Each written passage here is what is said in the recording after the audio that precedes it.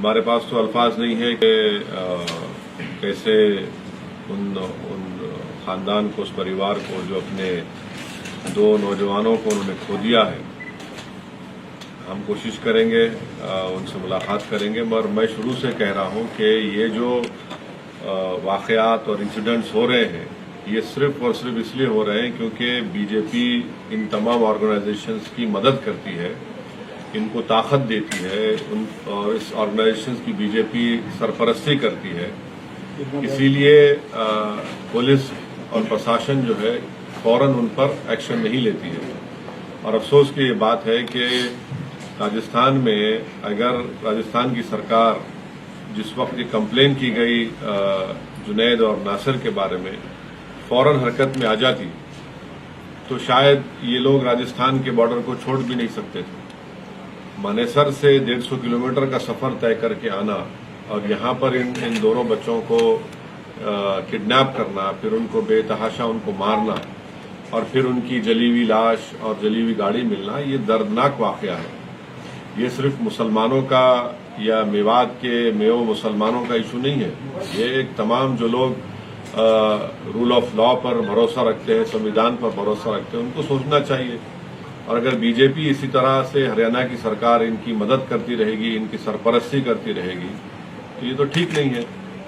चंद दिन पहले वो जो शख्स का नाम एफआईआर में आया है, वो कासिम पर गोली चलाता है, यूट्यूब पर उसका वीडियो है, गोली चला रहा है और कासिम जख्मी होता है, 12th स्टैंडर्ड का बच्चा है। एफआईआर में नाम आता, उसको गिरफ्तार नहीं करते और वो वीडियो पे वीडियो जारी कर रहा है।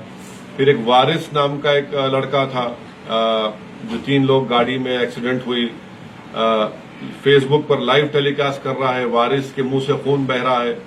बाद में वारिस की मौत हो जाती है तो पुलिस कहती है एक्सीडेंट में मौत हुई, परिवार कहता है कि नहीं उसको मारा गया। फेसबुक पर लाइव चलाया गया, वारिस को दिखाया जा रहा है। भाई कोई इंसान की भी कोई इज्जत होनी चाहिए ना। ये लोग है कौन? क्या ये प्रधानमंत्री बन चुके हैं देश के, या फिर किसी प्रदेश के मुख्यमंत्री हैं, या डीजीपी बन चुके हैं लोग, या डीएम बन चुके हैं कि इनके हाथों में हथियार हैं, अपने हथियारों की फोटो डालते हैं, लाइव टेलीकास्ट फेसबुक पर करते हैं, यूट्यूब पर ये तमाम आतंक को डालते हैं।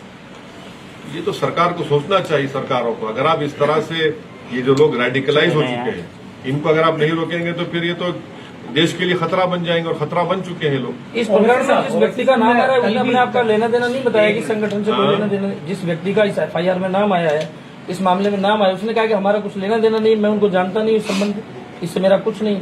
एफआईआर में जब नाम आया है तो राजस्थान की सरकार को, हरियाणा की सरकार को उसको गिरफ्तार करके अपनी कार्रवाई करने की जरूरत है। आप गिरफ्तार क्यों नहीं कर रहे उसको? कासिम के जो गोली मारी गई उसमें उसका नाम है और उसके फेसबुक पर बड़े बड़े लोगों के साथ तस्वीर हैं, फोटोज हैं, मगर कम से कम गिरफ्तार तो करिए, मालूमात तो हासिल करिए। और ये मैं नहीं कह रहा हूं, इस्माइल का नाम सुना होगा आपने, जो शायद जुनैद या नासिर के रिश्ते के भाई हैं। उन्होंने कहा है कि ये जख्मी हालत में इन दोनों को पुलिस के पास लेकर गए, पुलिस ने इनकार कर दिया इनको लेने के लिए, तो बाद में मालूम हुआ कि इनकी जली हुई लाशें मिली हैं।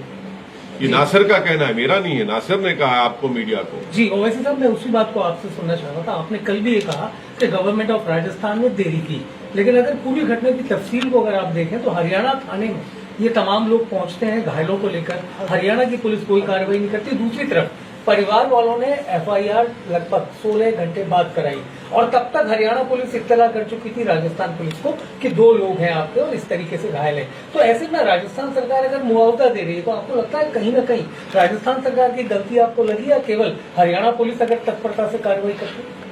मैं अपनी बात नहीं कर रहा हूं, उस पीड़ित परिवार के एक शख्स इस्माइल का वीडियो है जिसमें उन्होंने जाकर राजस्थान के मुकामी पुलिस में कंप्लेन दर्ज करवाई और उनको बताया कि देखिए मिसिंग है और फुला ढाबे से इनको किडनैप किया गया है। अगर उस वक्त वो प्रशासन हरकत में आ जाता, राजस्थान की सरकार, तो शायद वो बॉर्डर भी ना छोड़ पाते राजस्थान का और उनको उसी वक्त रोक लिया जाता, उन बच्चों की जान को बचाया जा सकता था।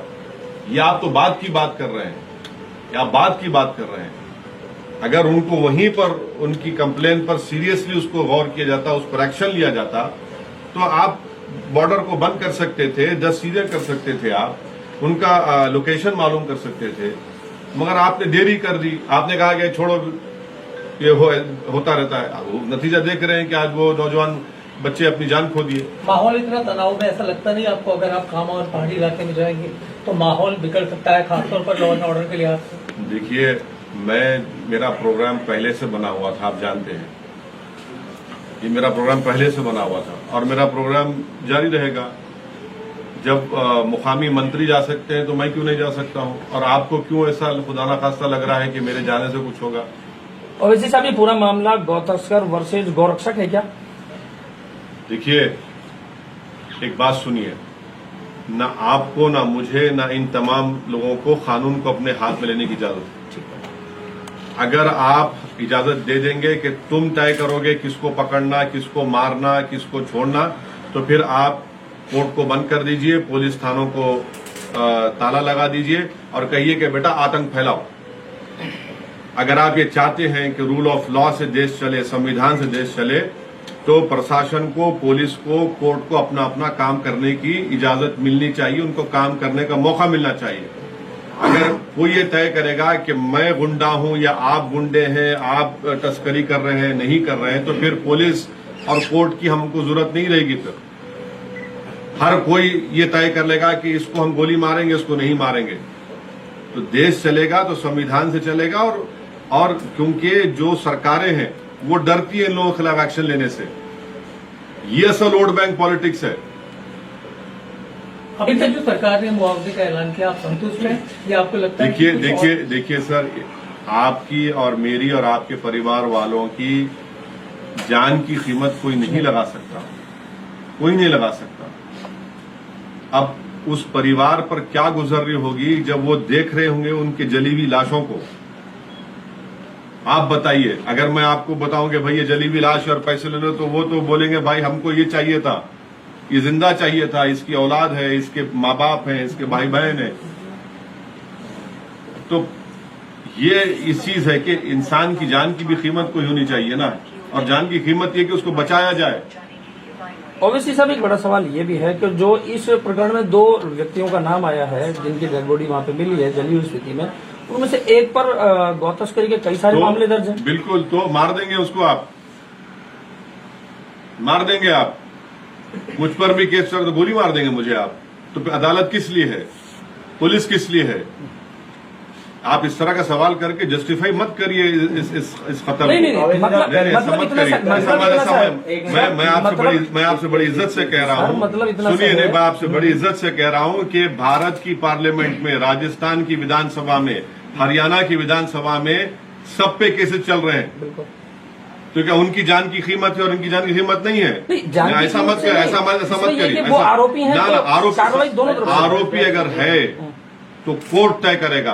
ये जालिम लोग, ये टेररिस्ट नहीं तय करेंगे ना। और जब कल एक बात सामने आई थी कि बीजेपी के जो केंद्रीय समिति उसकी तरफ से तमाम सांसदों को और मंत्रियों को ये कहा गया है कि हिंदू राष्ट्र और धार्मिक सहिष्णुता को लेकर कोई बयानबाजी ना करें जिससे कट्टरता फैलती है। क्या मजाक कर रहे हैं? यानी मजाक है ये तो। कर्नाटका में कहते हैं कि टीपू का नाम लेंगे तो मार डालेंगे। मैं टीपू का नाम लेता हूं, मार देंगे क्या? भारत में संविधान में फ्रीडम ऑफ एक्सप्रेशन है नहीं है। दिल्ली में उनका एमपी कहता है कि मुसलमानों का बॉयकॉट करो, कुछ एक्शन नहीं। उनकी भोपाल की एमपी साहिबा कर्नाटक जाकर कहती हैं कि सिर्फ घर में चाकू को तरकारी काटने के लिए इस्तेमाल मत करो, गर्दन काटो। ये धर्म, सो कॉल्ड धर्म संसद में क्या क्या बातें की जाती हैं,